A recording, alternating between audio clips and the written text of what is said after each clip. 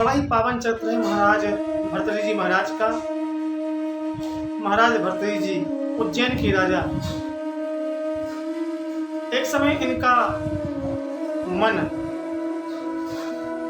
काम भावना में विचलित हुआ और इन्होंने सोचा कि क्यों ना शादी की जाए और काम सुख को भोगा जाए। तो इन्होंने काम सुख की भावना से इनके छोटे भाई जो विक्रमादित्य, इन्होंने अपने भाई को बुलाया और कहा, जाओ जो सबसे सुंदर स्त्री हो उसे लेकर क्या उसके साथ में हम विवाह करें। महाराज भर्तृहरि जी का एक छत्र राज्य था, तो इन्होंने अपने छोटे भाई विक्रमादित्य से कहा। विक्रमादित्य भी गए और एक सुंदर जो सबसे सुंदर स्त्री थी उसे लेकर के आए। इनके साथ में राजा का विवाह हुआ। विवाह हुआ उसके बाद में इन्होंने अपने छोटे भाई विक्रमादित्य से कहा, देखो अब मैं एकांत में जा रहा हूं और तुम जब तक मैं पूर्ण रूप से काम सुख न भोग लूं तब तक आप है और राज्य का निर्वहन करेंगे और किसी प्रकार से मेरे सुख में तुम बाधित नहीं बनोगे। विक्रमादित्य ने कहा, ठीक है। राजा रानी के साथ में और महल में गए। वहां राजा रानी रहने लगे। अब राजा रानी एकांत में रहते थे, लेकिन रानी एक दिन जब राजा सो गए तो रानी ने पीछे से एक महल में खिड़की थी, उस खिड़की को खोल करके देखा तो वहां राजा का अस्तबल था, जहां घोड़े उसमें रहा करते थे और वहीं जो घोड़ों को चारा आदि डालता था वो अश्वपति सेवा में लगा हुआ था। रानी ने जब उस अश्वपति को देखा तो रानी का मन विचलित हो गया और रानी ने अश्वपति के प्रति उसकी भावना काम के प्रति जागृत हो गई।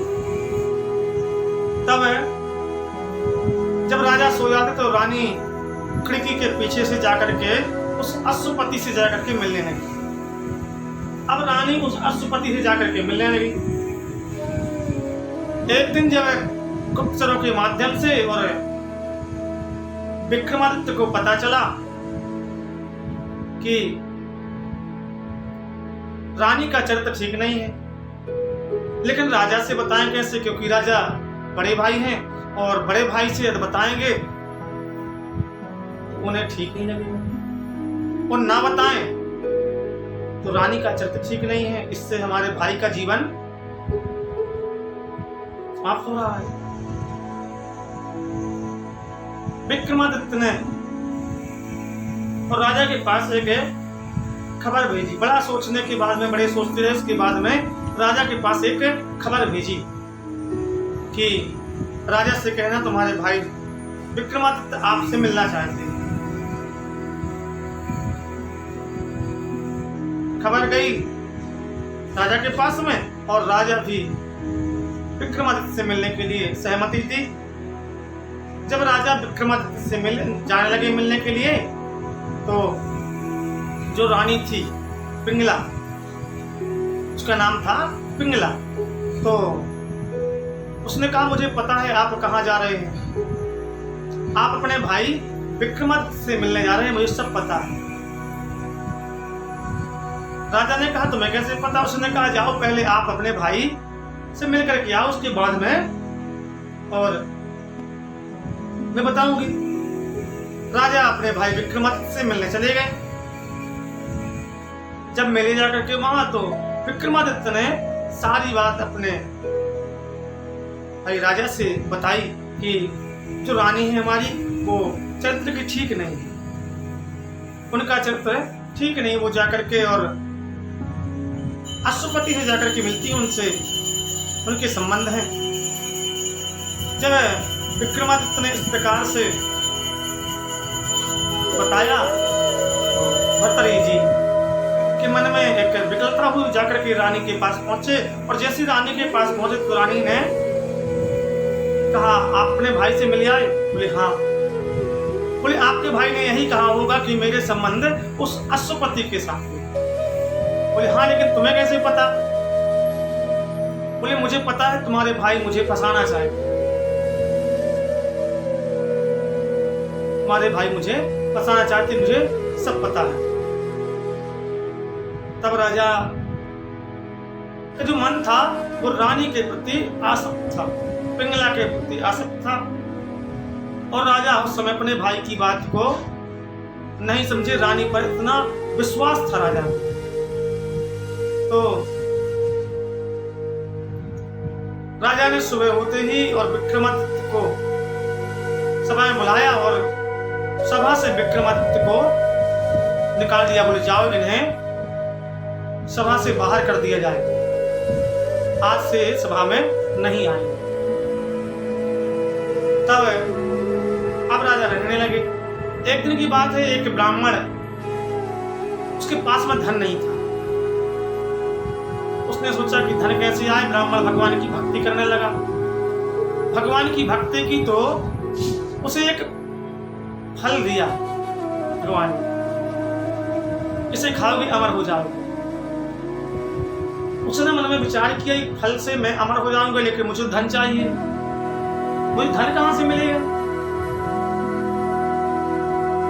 मैं गरीब हूं, मुझे धन चाहिए था। फिर मन में विचार किया उसने कि हमारे राजा हैं और क्यों ना मैं इस फल को अपने राजा को दे दूं, जिससे राजा अमर हो जाएंगे, और राजा अमर हो जाएंगे कि प्रजा का निर्वहन ठीक से करेंगे। तो जाकर के राज्य पहुंचे, जाकर के और कहा कि हमें राजा से मिलना। सभी ने मना किया कि राजा नहीं मिल सकते। कहा नहीं, मुझे राजा से बहुत ही आवश्यकता है, मुझे राजा से मिलना है। तब राजा के पास खबर गई और राजा आकर के ब्राह्मण से मिले।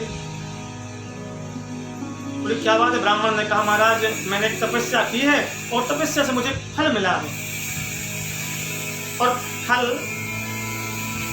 अमर करता है फल। तो महाराज मुझे अमर नहीं होना, मुझे तो धन चाहिए, मैं अमर हो क्या करूंगा? तो आप इस फल को ले लें, इसके बदले में मुझे कुछ धन मिल जाए। राजा ने कहा ठीक है। राजा ने फल को लिया और कहा जाओ, इस ब्राह्मण को जितना धन चाहिए इसे उतना धन दे दो। ब्राह्मण को धन दे दिया गया। राजा ने उस फल को लिया और मन में विचार किया कि मैं अपनी रानी से बड़ा प्रेम करता हूं, मैं इस फल को रानी को खिला दूंगा, क्योंकि मैं खाऊंगा अमर हो जाऊंगा। लेकिन रानी नहीं रहेगी तो मैं क्या करूंगा? रानी खा लेगी, रानी अमर हो जाएगी तो मैं अपने सामने रानी को देखता रहूंगा। रानी के पास फल लेकर के पहुंचे और कहा, देखो ये हमारे राज्य के ब्राह्मण ने तपस्या से फल प्राप्त किया है और इसके खाने से अमर होते हैं। तुम इस फल को खा लो, इससे तुम अमर हो जाओगे। तुम अब इससे अमर हो जाओगी और मैं तुम्हें देखता रहूंगा।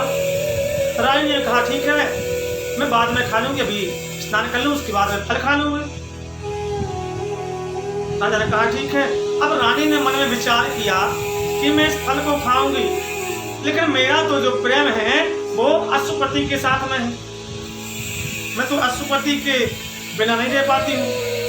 पर इस फल को मैंने खा लिया, मैं अमर हो जाऊंगी, लेकिन अश्वपति यदि नहीं रहे तो मैं क्या करूँ? तो रानी ने पीछे से जाकर के, जैसे मौका मिला उसे पीछे से गई और अश्वपति के पास पहुंची, उस फल को अश्वपति को दिया और कहा ये राज्य के ब्राह्मण हैं, उन्होंने तपस्या से फल प्राप्त किया, इसे खाओगे तो तुम अमर हो जाओगे, इसलिए फल को आप खा लें। अश्वपति ने कहा ठीक है, खा लूंगा। रानी चली आई। अब अश्वपति ने मन में विचार किया कि इस फल को खाने से अमर होते हैं, लेकिन मैं तो इस राज्य की जो नाचने वाली वेश्या है उससे प्रेम करता हूं, मैं अमर अमर हो जाऊंगा फल से, लेकिन वो नहीं रही तो मैं कैसे रहूंगा? क्योंकि उसका प्रेम उस नाचने वाली से था जो दरबार में नाचा करती थी, उससे प्रेम था उसका। उसने भी जाकर उस फल को और जाकर के उसे नाचने वाली को दिया और कहा, लो इसे तुम खा लो, इससे तुम अमर हो जाओगे। उस वेश्या ने फल लिया, मन में विचार किया मैं फल को खाऊंगी अमर हो जाऊंगी, लेकिन अमर को करूंगी क्या? पूरे जीवन नाचती रहूंगी। तो क्यों ना मैं इस फल को और अपने राजा को खिला दूं, तो राजा अमर हो जाएंगे, और राजा अमर हो जाएंगे तो प्रजा का निर्वाहन ठीक से करेंगे। उसने भी और राजा से मिलने के लिए सैनिकों से कहा कि हमें राजा से मिलना है। सभी ने मना की, लेकिन उसने कहा कि मुझे राजा से बहुत ही आवश्यक कार्य है, तो मुझे राजा से मिलना। उसकी जिद के आगे राजा से मिलवाया। जब राजा से मिली तो उसने राजा को फल दिया, बोले महाराज इसको खा लो, आप इससे अमर हो जाओगे। और राजा ने जैसे फल लिया वो समझ गए कि ये फल तो मैंने और रानी को दिया था, लेकिन इसके पास कैसे आया? तब राजा ने उससे पूछा नाचने वाली से, ये फल तुम्हारे पास कैसे आया? मुझे तुम सत्य सत्य बताओ। यदि तुम सत्य सत्य बता दोगी तो मैं तुम्हें कुछ भी दंड नहीं दूंगा, छोड़ दूंगा तुम्हें। इसलिए तुम मुझे सत्य सत्य बताओ। तब उस नाचने वाली ने सत्य सत्य बताया, बोले महाराज ये फल मुझे अश्वपति ने दिया और मैंने सोचा कि मैं इस फल को आप खो दूं। तब राजा को अपने भाई विक्रमादित्य की बात पर आज भरोसा हो गया। राजा ने तुरंत राज्य में सभी को बुलाया और कहा, जाओ, सैनिकों को बुलाया, कहा जाओ तुम मेरे भाई विक्रमादित्य का पता करके आओ कि मेरे भाई विक्रमादित्य इस समय कहाँ है, उन्हें मेरे सामने लेकर के आया जाए। दूतों को तो पता था, गुप्तचरों को पता था। गुप्तचर गए और विक्रमादित्य को लेकर के आए। विक्रमादित्य से राजा ने क्षमा मांगी और रानी को बुलाया। रानी को बुलाया सभा में और कहा, सभी से कहा, देखो आज सभी लोग सावधान होकर के देखना, आज मैं रानी का इस तलवार से गला काटूंगा, लेकिन रानी मरेगी नहीं। सभी आज आश्चर्य में, रानी क्यों नहीं मरेगी? राजा ने कहा, देखो हमारी रानी ने अमर फल खाया है, इससे रानी अमर हो गई है। इनका सिर कट जाएगा लेकिन रानी मरेगी नहीं।